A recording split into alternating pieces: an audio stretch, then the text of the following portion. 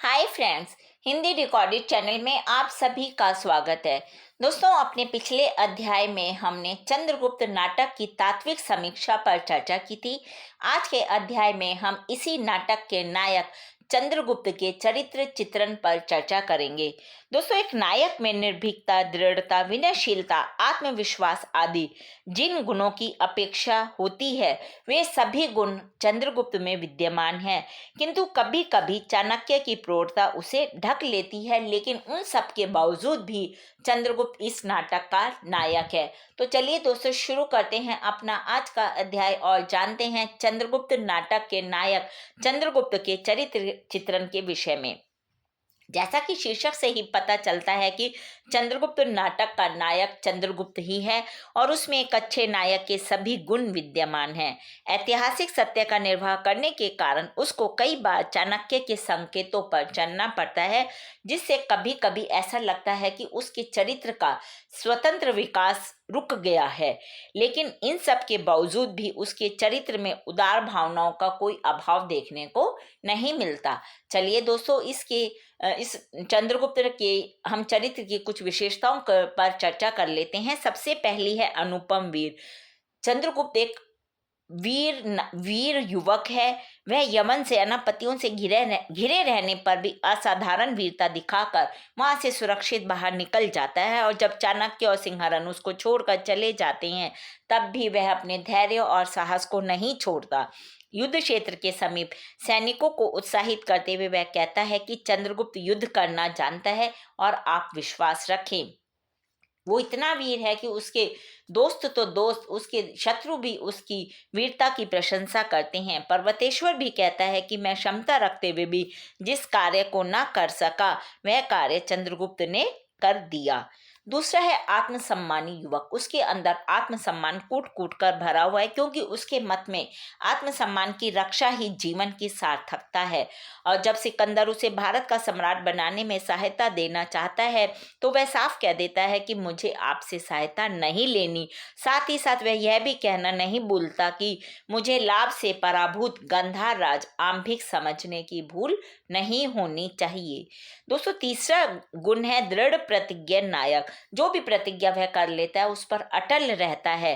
चाणक्य के सामने प्रतिज्ञा करता है कि उसके रहते आक्रमणकारी आर्यवर्त का नाश नहीं कर सकते, और उसके लिए वो हमेशा ही उनसे युद्ध करने के लिए तत्पर रहता है। वह यह भी कहता है कि गुरुदेव, विश्वास रखिए, यह सब नहीं होने पाएगा। यह चंद्रगुप्त आपके चरणों की शपथ पूर्वक प्रतिज्ञा करता है कि यवन यहाँ कुछ ना कर सकेंगे। अगला गुण है कृतज्ञता का। यमन, वो जो भी कोई उस पर उपकार करता था, वो कभी नहीं भूलता था, और अपने उपकार का बदला वो हमेशा चुकाता भी था। एक उदाहरण है, यवन सेनापति सिल्यूकस ने एक बार मूर्छित अवस्था में व्याघ्र को मारकर जब उसके प्राण बचाए थे, तो वह इस उपकार को कभी नहीं भूल पाया था। और एक बार युद्ध क्षेत्र में वह अपना प्रत्युपकार भी करता है। जब सिल्यूकस घायल हो जाता है, तो वह उसका वध नहीं करता, जो कि उसकी उदारता एवं कृतज्ञता का परिचायक है। अगला गुण है दोस्तों सहृदयता। वह चंद्रगुप्त को बाह्य जीवन में विकट संघर्ष करना पड़ता है, किंतु इन सब के बावजूद जो उसके अंदर सुकुमार वृत्तियां हैं, उनका नाश नहीं होता, और युद्ध के समय भी वह मालविका से एक गीत गाने का अनुरोध करता है। और सहृदयता के कारण उसमें जो मानसिक दुर्बलताएं हैं, वो भी हमें दिखाई देती हैं। जब वो मालविका को अपनी मानसिक थकान का परिचय देता है कि विजयों की सीमा है परंतु अभिलाषाओं की नहीं, और मन उब सा गया, यानी कि वो युद्ध करते करते अब थक चुका था। विनम्रता।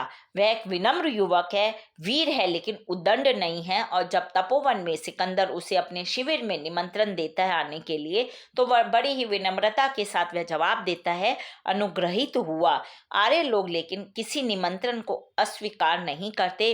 कहीं कहीं हमें उसके पूरे नाटक में जो उग्रता दिखाई देती है, वहीं हमें उसका स्वाभिमान भी प्रकट हुआ है, जिसे उदंडता समझना भूल होगी।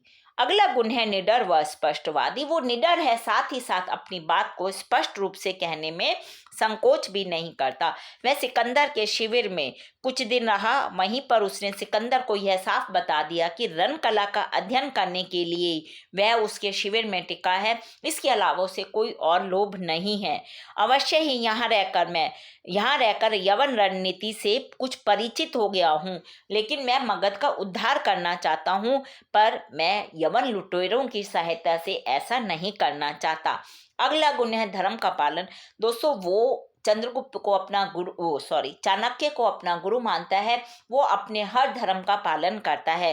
प्रत्येक अवस्था में वो अपने गुरु की आज्ञा का पालन करता है। यहाँ तक कि गुरु की हत्या की चेष्टा में वो अपने पिता को न्यायानुसार दंडित भी करना चाहता है और अपने माता पिता के पारितोष के लिए अपने गुरु को भी वो असंतुष्ट कर देता है।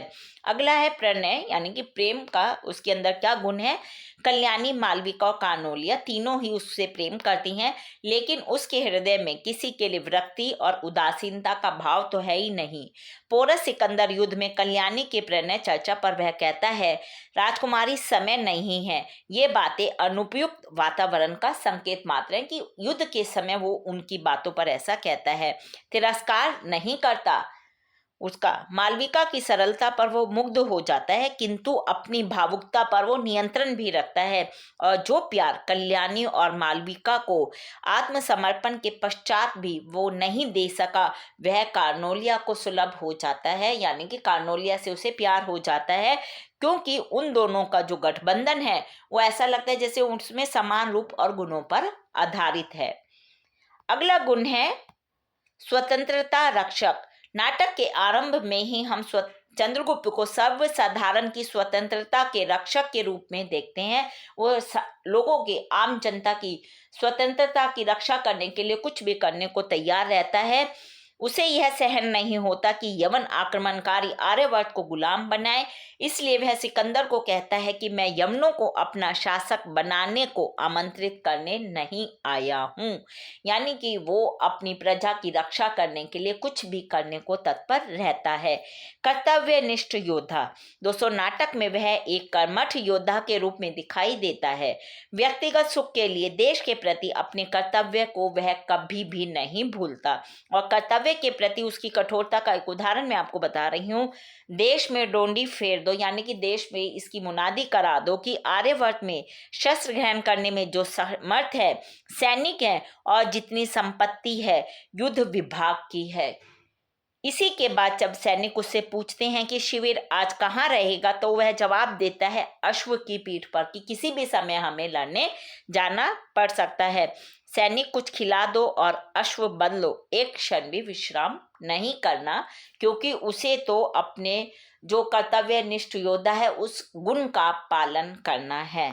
लेकिन दोस्तों, ये तो हमने उसके चरित्र की अच्छे गुणों के विषय में जाना कि उसकी क्या क्या विशेषताएं थी। इन सब के बावजूद उसमें कुछ कमियां भी थी। हम उसको बिल्कुल संक्षिप्त रूप में जान लेते हैं। जब वो सम्राट बन जाता है तो कुछ समय के लिए जीवन और मरण में साथ देने वाले अपने चाणक्य गुरु की मर्यादा को भूल जाता है और चाणक्य की कूटनीति को समझे बिना ही वह तिल मिलाने भी लगता है। चंद्रगुप्त को जिस चाणक्य ने सड़क से उठाकर सम्राट की स्थिति तक पहुंचाया, वह उसी चाणक्य को समझने में भूल करता है, और जो चाणक्य हर पल उसके नाम लिखता गया, हर कहीं उसी का यश गाता रहा, और जिसकी एक ही अदम्य इच्छा थी कि चंद्रगुप्त भारत का सम्राट बने, उसी पर चंद्रगुप्त ने शक किया। वह चाणक्य के निर्णय के पीछे छिपी भावना का अनुभव नहीं कर सका। दोस्तों, असल में होता क्या है कि युद्ध में विजय प्राप्त करके जब चंद्रगुप्त वापस लौट रहा था, तो उसके माता पिता की इच्छा थी कि उसका सम्मान किया जाए, लेकिन चाणक्य को ये बात पता थी कि भीड़ में चंद्रगुप्त को कोई ना कोई नुकसान पहुंचा सकता है। इससे चाणक्य के दिमाग में सिर्फ चंद्रगुप्त का जीवन बचाना था, इसलिए वह उसका सम्मान नहीं होने देता, उसके माता पिता की इच्छा को पूरा नहीं होने देता, और चंद्रगुप्त जो होता है वो चाणक्य की इस आंतरिक भावना को नहीं समझ पाता और उसे गलत समझ लेता है। उसे ऐसा लगता है कि चाणक्य मेरा सम्मान नहीं होने देना चाहता, लेकिन चाणक्य सिर्फ उसकी प्राणों की रक्षा करना चाहता था, इसीलिए वह ऐसा करने नहीं देता। लेकिन इन कमियों के बावजूद भी इस नाटक में चंद्रगुप्त का व्यक्तित्व काफी प्रभावशाली है। वो एक सक्रिय पात्र है। उसमें बल, शक्ति, साहस, सूझबूझ, स्वाभिमान आदि का अद्भुत सामंजस्य देखने को मिलता है। यानी कि चंद्रगुप्त इस नाटक का एक अच्छा नायक है, जिसमें एक नायक के सभी गुण विद्यमान हैं। तो दोस्तों, ये हमने चंद्रगुप्त नाटक के नायक चंद्रगुप्त के चरित्र चित्रण के विषय में जाना। अगले अध्याय में हम इस नाटक की नायिका अलका के चरित्र चित्रण पर चर्चा करेंगे। हिंदी भाषा के और भी प्रमुख विषयों पर हम आगे के अध्याय में समय समय पर इसी प्रकार चर्चा करते रहेंगे। लेकिन दोस्तों, उसको सुनने के लिए आपको मेरे इस चैनल को लाइक और सब्सक्राइब करना होगा। साथ ही दोस्तों, हिंदी भाषा से संबंधित कोई भी प्रश्न आप कमेंट बॉक्स में मुझसे पूछ सकते हैं। मैं शीघ्र ही उनका उत्तर देने की कोशिश करूंगी। धन्यवाद दोस्तों, आपका दिन शुभ हो।